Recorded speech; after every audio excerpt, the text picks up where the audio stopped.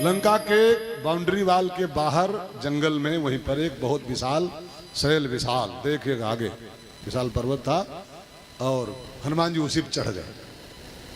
क्यों? उनको लंका को देखना है। यहां पर एक बात आप ध्यान देकर समझो।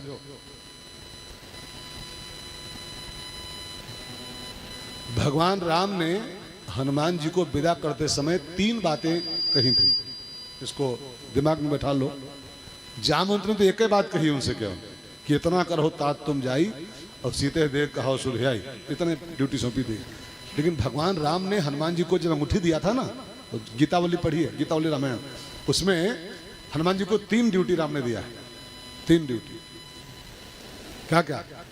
कि एक तो तुमको जानकी जी का पता लगाना है और दूसरे दुर्ग विशेष रूप से देखना है। लंका का जो दुर्ग है उसकी किले की जो व्यवस्था है, boundary gate, entry gate, exit gate कहां कहां से हैं, इसको देखना है। और जान रिप गति आओ, दुर्ग को देखना है तुमको, जानकी जी को देखना है। और रिप गति माने दुश्मन की था भी तुमको पानी, उसके मंत्री कैसे हैं, उसका सोच कैसा है, उसका चिंतन कैसा है, उसकी वार्तालाप कैसा है, बॉडी लैंग्वेज कैसी है, उसका सब पूरा दुश्मन का पूरा जायजा लेके आपको आना है। तो आपको ये बात दिमाग में बैठानी चाहिए कि हनुमान जी को 1 ड्यूटी नहीं, उनको 3 ड्यूटी मिली है कि लंका का जो दुर्ग है उसकी रचना कैसी है उसको देखना है, जानकी जी का पता लगाना ही तुमको मेनली है, लेकिन तुमको दुश्मन की पूरी थाह लेनी है रावण की, क्योंकि इसके बाद युद्ध होगा। युद्ध में पूरी थाह चाहिए पहले। जान रिप गति आओ। तो हनुमान जी को लगा कि लंका को देखना है, इसकी दुर्ग व्यवस्था कैसी देखना है। तो उन्होंने क्या किया, वो जो पहाड़ था लंका के बाहर, ऊंचा सा पहाड़, उसी पर हनुमान जी चढ़ गए। गिर पर चढ़ शैल विशाल देखे के आगे, तापर धाय चढ़ो भय त्यागे। हनुमान जी चढ़े उस गिर पहाड़ पर, तो क्या देखते, गोस्वामी जी कहते हैं, गिर पर चढ़ी लंका ते ही देखी, गिर पर चढ़ी लंका ते देखी, कहीं ना जाई अति दुर्ग विषेखी, कहीं ना जाई अति दुर्ग विषेखी। हनुमान जी उस पहाड़ पे चढ़ के लंका को देख रहे हैं। मैंने आपसे कल भी शायद कह रखा है, कल ही एडवांस में, कि हनुमान जी पूरी यात्रा में 3 पहाड़ों पे चढ़े हैं। एक किष्किंधा में चढ़े थे और 2 सुंदरकांड में चढ़े हैं। एक अभी चढ़ चुके हैं कल कथा में, सिंधु तीरे के भोधर सुंदर और कौतुक को चढ़ोता ऊपर, और तीसरा अंतिम पहाड़ हनुमान जी ये चढ़े, ये वाला लंका देखने के लिए। गिर पर चढ़ लंका ते देखी। लंका माने होता है भोग।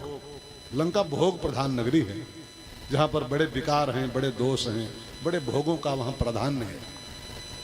और ये कथा का संदेश ये है कि अगर राम काज के लिए आवश्यक काम से, राम के काम से अगर आपको ऐसी कोई भोग प्रधान जगह पे जाना भी पड़ जाए, तो उसको गिर पर चढ़ देखना चाहिए। गिर माने होता है, इस पहाड़ का मतलब है वैराग्य। मैंने आपसे कल कहा था, याद है? हनुमान जी 3 पहाड़ों पर चढ़े हैं। प्यास बुझाने के लिए एक पहाड़ पर, समुद्र को पार करने के लिए दूसरे पहाड़ पर, और लंका देखने के लिए तीसरे पहाड़ पर।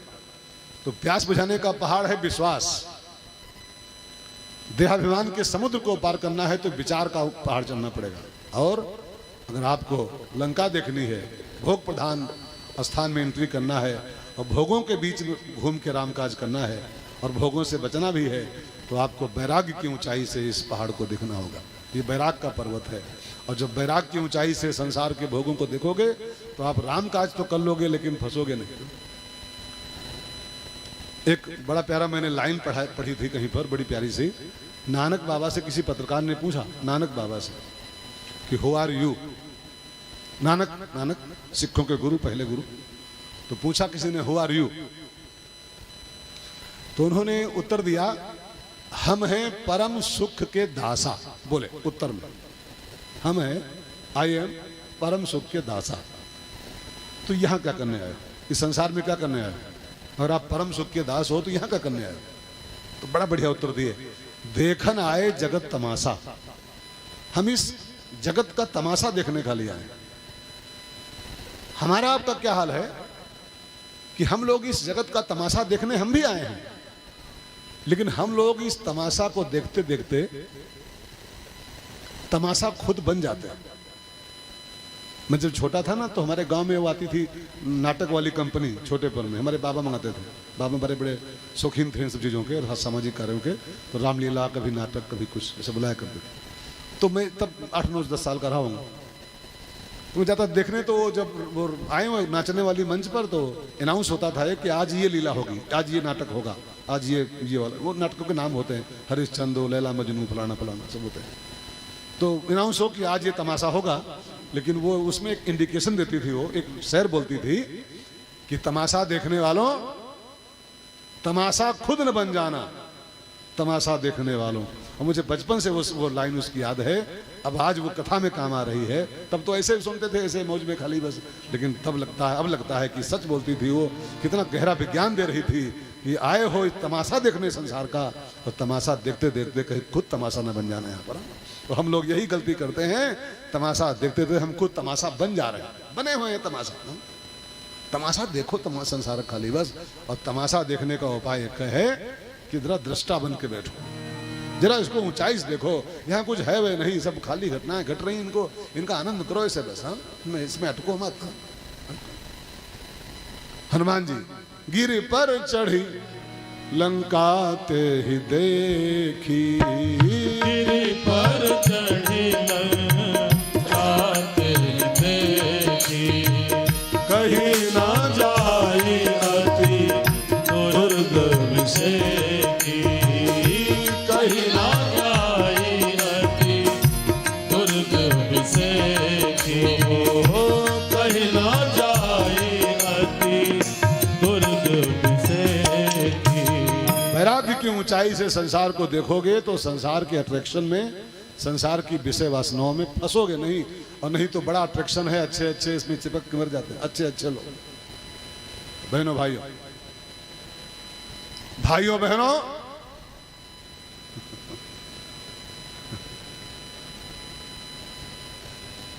मेरी बात चल रही थी, हमारी कुमकुम बहन पधारी है, बहुत कर्मठ पार्षद इस मोहल्ले की, और इस कथा के लिए तो बिल्कुल समर्पित भाव रखती है। स्वागत आपका, और प्रभु का नाम गा लो थोड़ा सा, सब लोग गाओ।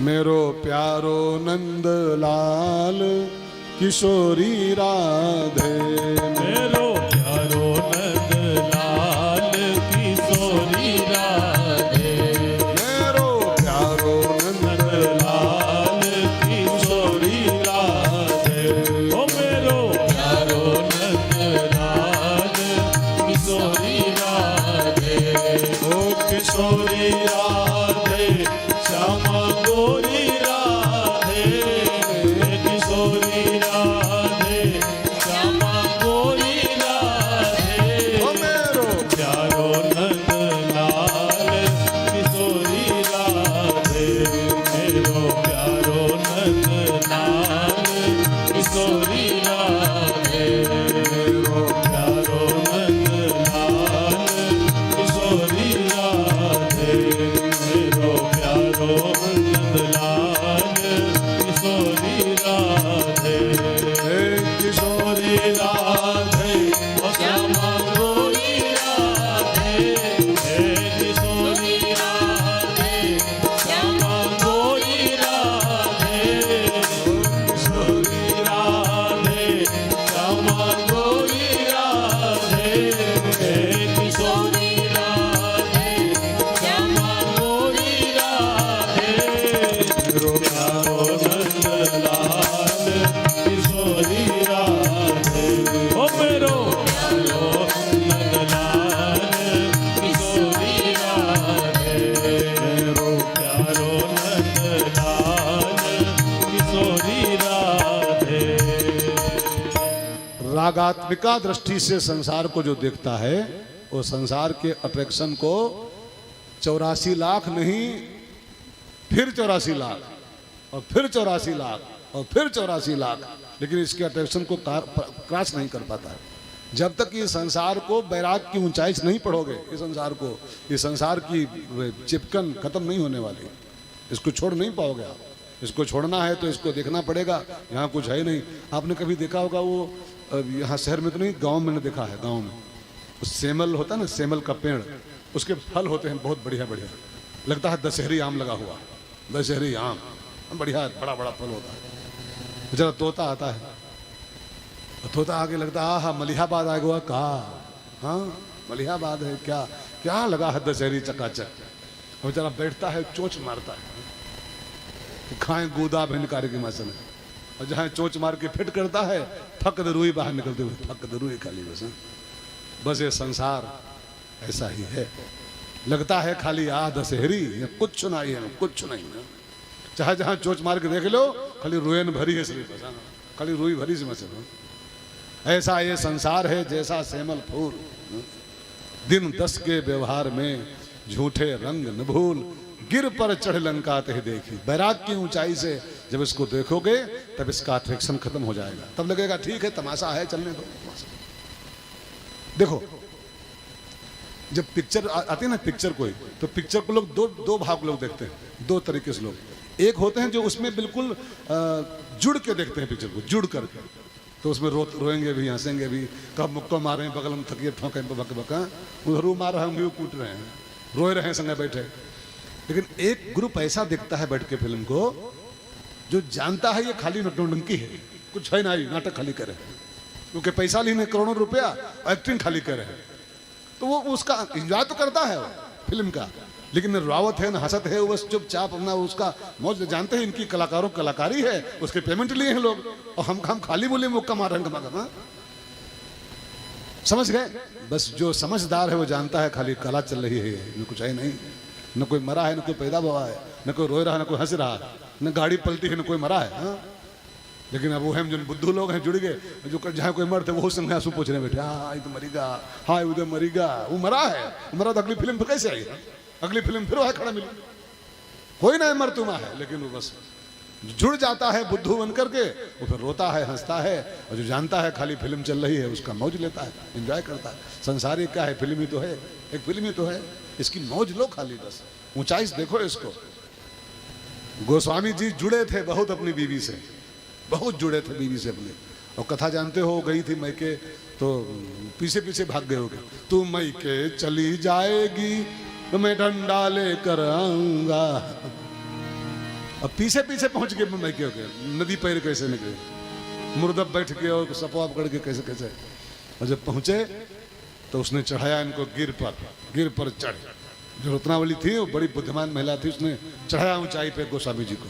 क्या बोली, क्या बोली, हाड़ मास की देह मम तामे ऐसी प्रीति, सुआधि जो राम सो मिट जाती भव भी, मिट जाती भव भी। हाड़ मास की देह मम तामे ऐसी प्रीति, सुआधि जो राम सो मिट जाती भव भी। रत्नावली चढ़ा दी पहाड़ पर, रागात्मक भाव था संसार में, गिर पर चढ़ा दिया, ऊंचाई चढ़ा दिया उनको गोस्वामी जी को। वही जो राग पत्नी में था, संसार में था, देह में था बीवी की, वो सब मोल्ड हो गया, और वही राम के भक्त हो गए, और कितनी ऊंचाई पहुंच गए। आप देखो उनका नाम चला संसार में। अब बीवी के पीछे भाग रहे होते तो कौन पूछता, हम आप भाग रहे हैं, रब ने बनाया मुझे तेरे लिए, तू मर, ऐसे जुट जाए खाली बस, कोई पूछेगा कौन है, कौन गवा, कौन मरा, कौन पैदा हो। संसार में चिपक के जो मरता है वो कहीं का नहीं बचता है। संसार की चिपकन को हटा करके भगवान में चिपक जाओ तो स्टार हो जाओगे, संसार में चमक जाओगे संसार में। लेकिन कैसे हट पाओगे यहाँ से, गिर पर चढ़ी, ये सब मिला के चौपाई का अर्थ यही है, बैराग की ऊंचाई से संसार के भोगों को देखो, यहाँ कुछ नहीं है, कुछ नहीं। गिर पर चढ़ी लंका ते ही देखी, गिर पर चढ़ी लंका ते देखी, कहीं न जाए अति दुर्ग बिसेकी, कहीं न जाए अति दुर्ग बिसेकी। अति उतंग जल निधि चौपासा, अति उतंग जल निधि चौपासा, कनक परम प्रकाशा। हनुमान जी लंका में क्या क्या देख रहे हैं, लंका में क्या क्या उनको दिखा, तो गोस्वामी जी ने एक छंद यहाँ पर लिखा है, बड़ा प्यारा छंद है, सब लोग डालो। और बस इसी छंद को कहते कहते हम लोग टाइम पूरा कर देंगे, टाइम पूरा हो जाएगा अपने आप, है ना।